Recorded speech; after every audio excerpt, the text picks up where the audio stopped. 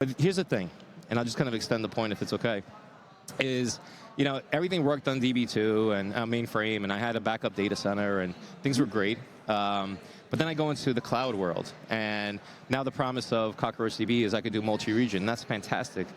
But if I'm in EMEA, for example, and that multi-region crosses geographic boundaries, now all of a sudden I have a new concern, which is data sovereignty. Yeah. Yep, right? exactly. So now these new regulations are kicking in that are kind of, I didn't necessarily have to handle in the past.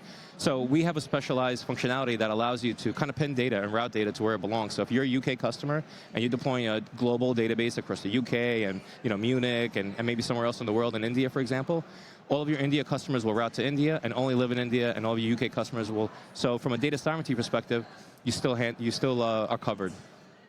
But you can deploy as a global database, and you can deploy multi-region. So now from an operational resiliency, you're covered as well.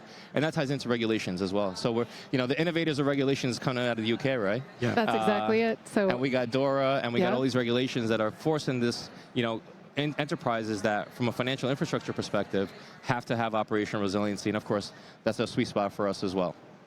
I was just going to ask you specifically, how are you responding for customers where their life is changing with a lot of different regulations in the EU?